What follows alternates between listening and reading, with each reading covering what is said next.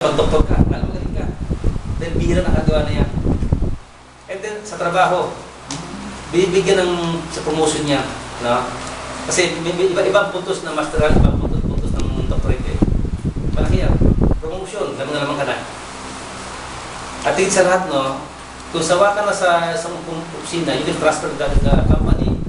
At kung nakita PhD ka o may master ka, itong mo, at kailang opisina, tumuloy ka sigurado. At saka pangalawa, because of the salary, talaga makasunod nila. Kasi pwede sila maging consultant. Hindi pwede maging consultant isang ordinary engineer. Wari, ako, I'm only a licensed engineer. Hindi ako pwede maging consultant kung wala akong masteral or PhD. Tandaan nyo, yun ang advantage ng masteral or PhD. Yes. Sa private, lalo na sa government office, importante talaga ang masteral or PhD.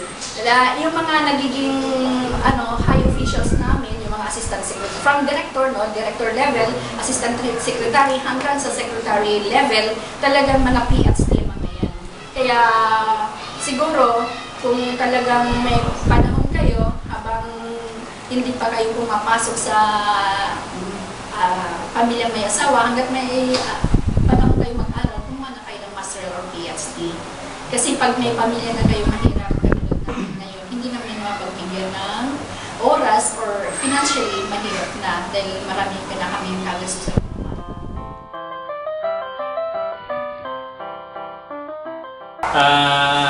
Yung kwan, no, yung ating natulas sa pag-aaral, no, 40% lang, or 30%. Sabi nyo, bakit? Actually, siguro to, ang ating kilala, para tayo ipapasa sa ganitong profession, no, yung ating lisensya. Pero, actual application, hindi mo magagamit yung mga mathematics na yan, wala yan, hindi mo kanyan, no? Pero kung kayo nasa design, yun. Yung mga kultura ng design, mga yan, no? But talaga apply sa din siguro, 80%, 90%. Pero pag sa amin, planning service, no? Sabi sa planning service it's more on family formulation. Policy formulation. Studies, more study. Kaya sabi ko, kung wala ka man knowledge sa engineering, hindi ka makakaganda sa atin.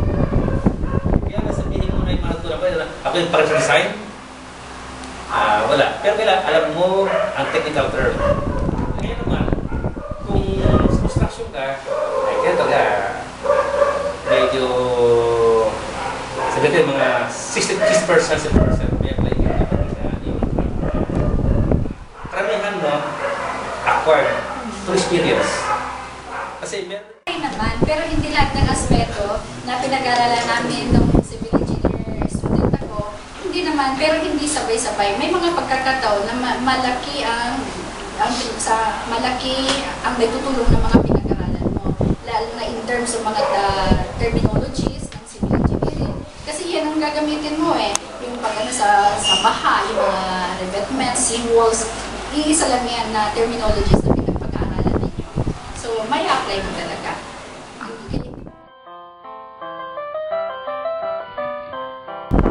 Sa ngayon nga, sa press niya, kasi sa myself na ako planning engineer, no? Kasi sa planning ko being the planner, no? Very good. Naman yung very good yan. Maraming ginagawa ang isang planning engineer. So sabi siya, ako ay nasa traffic, di ba? Nasa traffic, understanding the traffic, traffic engineer. Yan. Permit from your secretary. Authority to practice your profession after 5 o'clock. Kukuha ka ng permit from your secretary mo ng authority to practice. Pag meron ka na yan, pwede ka magturo. Pwede kang sumideline, pwede kang kumuha ng mga inspection. Kung saan pwede pang magtrabaho bukod sa DPWH, napakarami. Nandiyan ay mga consulting firms na nag-ano ng mga infrastructures, hindi lang sa DPWH, sa NIA, sa almost all governmental agencies na may infra, may civil engineering. Sa abroad, ganun din. Pero mas specific ang ano nila. Kasi sa abroad naman, meron sinasabi by specialization kumbaga sa doktor. May river engineer, may highway engineer, merong dam engineer, mga ganon. Na dito sa atin, wala pa. Kaya kung sa abroad kayo mag-a-apply, mas malawak ang pagtatrabahuan ninyo. Pero with specialization.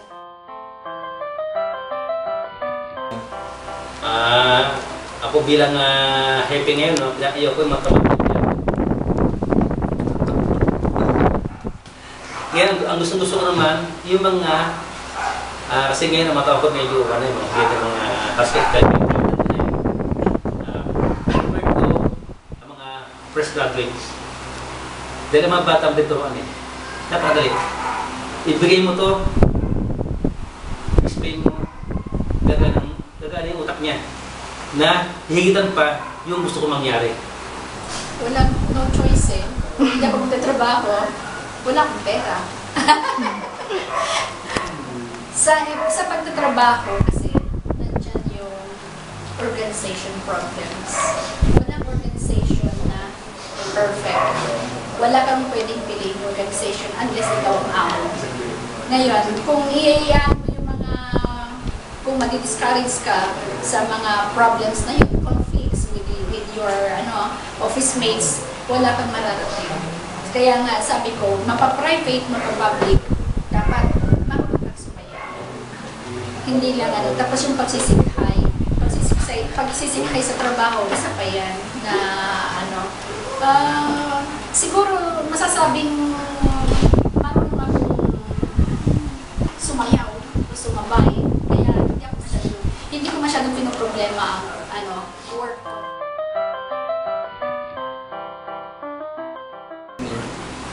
Doon tayo sa salary na nag-receive sa starting sa gobyerno, kahit sa gobyerno sa Pilipinas, ang isang engineer license